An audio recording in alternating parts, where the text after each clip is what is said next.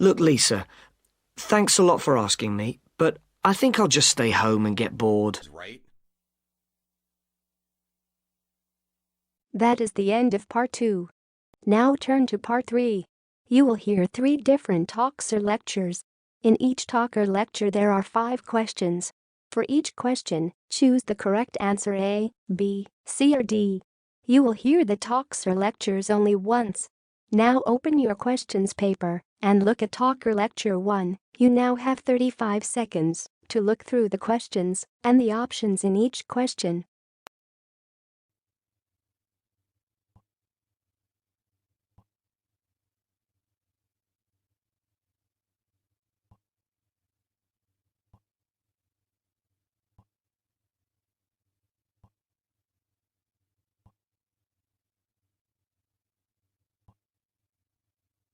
Now we are ready to start. Listen carefully. I was a small child when I left Vietnam and moved with my family to live in America. For me and my little brother, it didn't take long before we felt American. But for my parents and 2 older sisters, it was a different story. The biggest problem for my mother was the language. We were living in New York, and although there were quite a lot of Vietnamese families near us, they didn't work in the stores. This meant my mother had to take me with her when she went shopping, and I was usually at school. For my father, the most important thing when we arrived was to find a job. Luckily, he had friends who knew us in Vietnam, and they helped him get a job in a factory. It was hard for him to do that sort of work. In Saigon, he had been a doctor. My 2 older sisters went to high school. They worked hard and did well, and the school gave them extra English lessons. Even now, though, they speak with Vietnamese accents. My brother and I are lucky. We may look Vietnamese, but we speak with American accents. My family found the way of life very different. In Vietnam, my mother used to spend a lot of time visiting her sisters and brothers and looking after her mother and father. She feels quite lonely now. She says that in America you live inside your house, but in Vietnam, you take your house outside onto the street and share your life with everybody. I don't remember that, but I do find the winters are quite hard to put up with in New York. It's very cold and snows a lot. My mother still wears traditional Vietnamese clothes at home and always cooks us rice and noodles. I must admit, I prefer burgers and chips. Although my friends like to visit us, I often feel a bit embarrassed by my parents' way of life. They don't understand Americans, and I think I am more American than Vietnamese now. I suppose it's sad for them to have such a strange daughter. Now open your question paper and look at talk or lecture 2. You now have 35 seconds to look through the questions and the options in each question.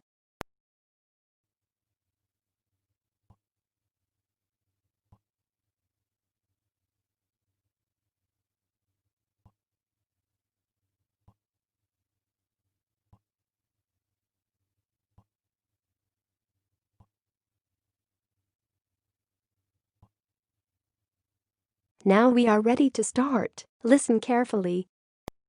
In American schools, almost every classroom is a mix of boys and girls. However, it was not always this way. In the past, schools did not teach girls subjects like science and math. In 1972, a law called Title IX was made in America. It gave girls an equal chance at education. Since then, boys and girls have been taught together.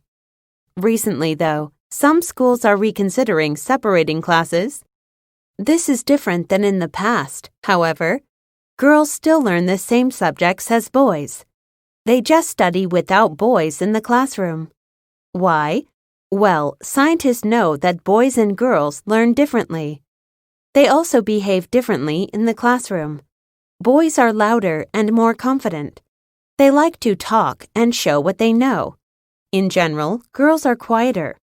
They prefer to listen and think carefully before they give their answers. When boys and girls are together, the boys can be too dominant. Also, boys and girls can bother each other. Instead of thinking about the lesson, they think about each other. In a separated classroom, they behave better and can focus on studying. Another reason for separated classes is that boys and girls often like different things. For instance, boys prefer stories with action and adventure. In an all-boys English class, the teacher can choose books that will be interesting to boys. This way, they will be more excited about the stories. Not all the classes are separated, just the main subjects, like English, math, science, and social studies. Still, some teachers think that separate education is not good. They worry that boys and girls will not learn how to work well together. Right now, less than 600 schools are trying separate classrooms. Time will show if it is a good idea or something that should be left in the past. Now open your question paper and look at Talker Lecture 3. You now have 35 seconds to look through the questions and the options in each question.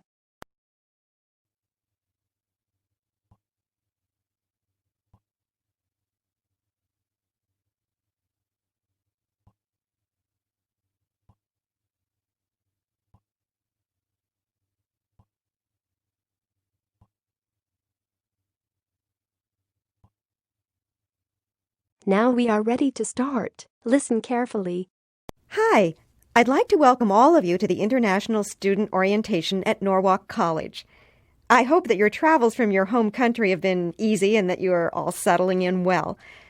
I believe I've met everyone, but just in case, I'm the Director for International Student Affairs, the person you can come to if you're having problems with your classes, your housing, visas. You're always welcome to stop by my office. We'll have several short workshops today, and we'll be talking about some common issues that international students face. The first one that I want to deal with is about communication, and in particular, nonverbal communication. Now, all of you have been studying English for some time. You have a good vocabulary, and you probably know all about verb tenses and modals and can ask directions and order from a menu. But communication is not only verbal. That is, talking is not the only language we use to communicate. Another way we communicate is through nonverbal communication, or body language. The term body language means the movements we use and the facial expressions we have, like smiling or frowning, the way we sit or stand, the way we touch or look at someone, the distance we stand from another person. Some psychologists say that more than 60% of our communication is actually done through body language. We do it without thinking or without ever having been specifically taught what the gestures or expressions mean. The problem is that body language is a little bit different in each culture, and this can often cause some problems with communication. Here's an example. In many places, it may be a little rude or disrespectful to look at another person directly in their eyes as you talk with them. So many international students will avoid this eye contact. But in America, we expect it. We think of eye contact as a sign of honesty and straightforwardness. American parents actually encourage their children to look people in the eye when speaking. Just imagine a conversation where an international student was trying to be respectful by not looking into the eyes of her American classmate. The American might wonder why her classmate wouldn't look directly at her, and the international classmate would be wondering why she was being stared at. The end result is an awkward and frustrating interaction. Oh, here's another one. Americans shake hands firmly when they greet each other, because to Americans, a firm handshake signifies strength and power. But a soft or limp handshake is considered a sign of weakness. In some cultures, handshakes are less common, or a gentle, soft handshake is acceptable. So students need to know that when shaking hands, it's important to be firm. In America, a thumbs-up sign, a thumb raised in the air. That is the end of Part 3. Now you have 5 minutes to check your answers and transfer your answers onto the answer sheet.